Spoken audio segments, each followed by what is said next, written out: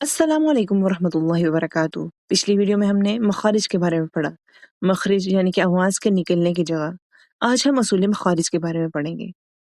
असूल मखारिज 5 हैं: खल्क, लिसान, शफतान, जुफ़ दहन और खैशूम।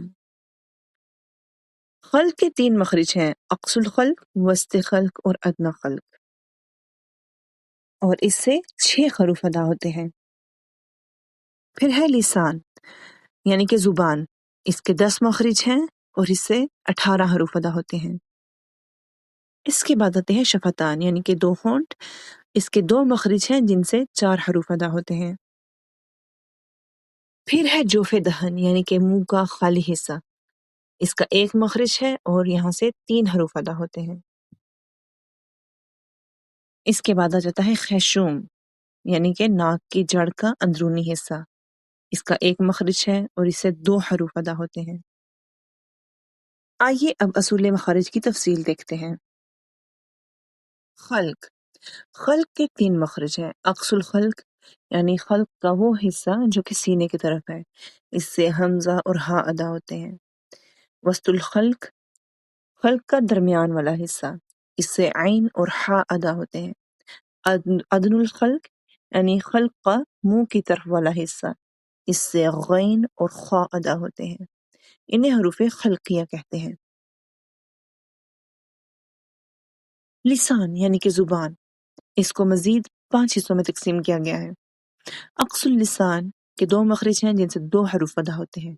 वस्तुल लिसान इसका 1 मखरिज है जिससे 3 हरूफ अदा होते हैं। हाफतुल लिसान इसका 1 मखरिज है जिससे 1 हर्फ अदा होता है। तर्फुल लिसान इसके 3 मखरिज हैं, इनसे 3 हरूफ अदा होते हैं। रासुल लिसान इसके 3 मखरिज हैं जिनसे 9 हरूफ अदा होते हैं। अक्सुल लिसान ज़बान की जड़ या इब्तिदाई हिस्सा, इससे भी गहरा जो तस्वीर में है।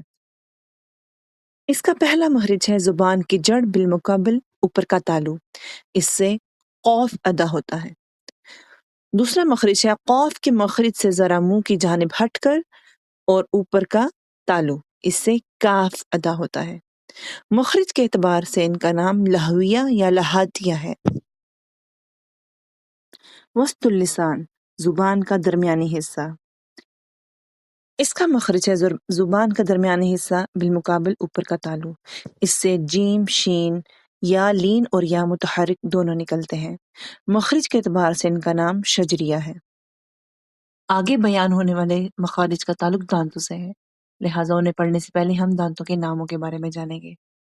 सामने के 4 दांतों को सनाया कहते हैं, ऊपर वाले 2 को सनाया उलिया और नीचे वाले 2 को सनाया सुफला कहते हैं। इन्हें तस्वीर में हरे रंग से जाहिर किया गया है। सनाया के साथ एक एक दांत ऊपर नीचे 4 दांतों को रुबाई कहते हैं। इन्हें तस्वीर में सुर्ख रंग से जाहिर किया गया है। अन्याब के साथ एक एक ऊपर नीचे 4 दांतों को अन्याब और कवाते कहते हैं। इन्हें जामनी रंग से जाहिर किया गया है। अन्याब के साथ एक एक ऊपर नीचे दांतों को 4 दांतों को दुआहिक कहते हैं।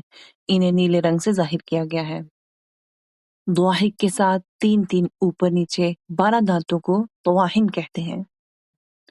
तवाहिन के बिल्कुल साथ आखिर में एक एक दाएं बाएं ऊपर नीचे 4 दाढ़ों को नवाजिद कहते हैं। इन दुआहिक तवाहिन नवाजिज को अदरास कहते हैं, यानी कि दाढ़ें। नोट: इन 23 दांतों में से 12 दांत और 20 दाढ़ें हैं, यानी कि अदरास हैं। इसके बाद है हाफतुल लिसान यानी कि जुबान के किनारे।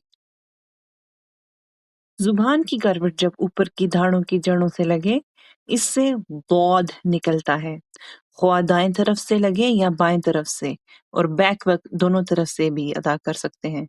इसको मखरिज के एतबार से हाफिया कहते हैं। हाफा की भी मजीद 3 इकसाम हैं, यानी कि अक्सा हाफा, हाफा का वो हिस्सा जो नवाजिस के सामने है। वस्ते हाफा, हाफा का वो हिस्सा जो तवाहिन के सामने है। और अदना हाफा, हाफा का वो हिस्सा जो दुआहिक के सामने है। इसके बाद आ जाता है तरफुल लिसान यानी कि जुबान की नोक। पहला मखरज जुबान का किनारा मा अदना हाफा सनाया रुबाई अन्याब दुआहिक के मसूड़ों से लगे तो लाम अदा होता है। दूसरा मखरज जुबान का किनारा सनाया رباعی اور انیاب کے مسونوں سے لگے تو نون ادا ہوتا ہے۔ تیسرا مخرج، زبان کا کنارہ مع پشت زبان ثنایا اور رباعی کے مسونوں سے لگے تو را ادا ہوتا ہے۔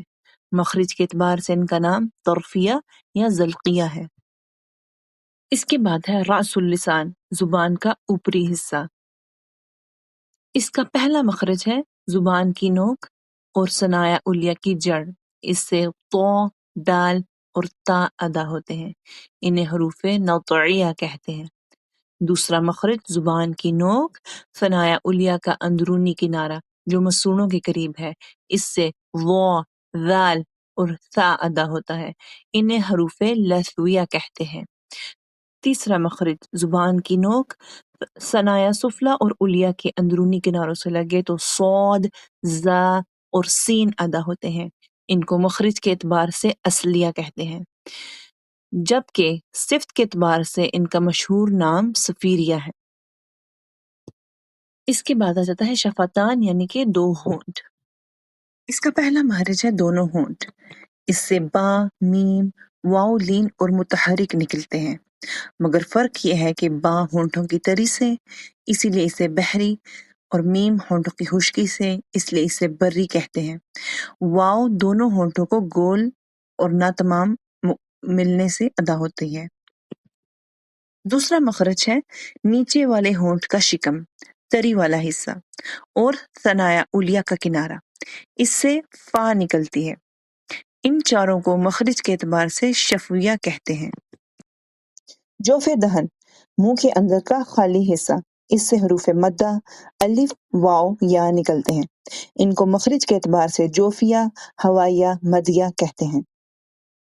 آخر میں ہے خیشوم، جیسا کہ تصویر میں دیکھا جا سکتا ہے، خیشوم یعنی کہ ناک کی جڑ کا اندرونی حصہ، اس سے نون اور میم کا غنہ نکلتا ہے۔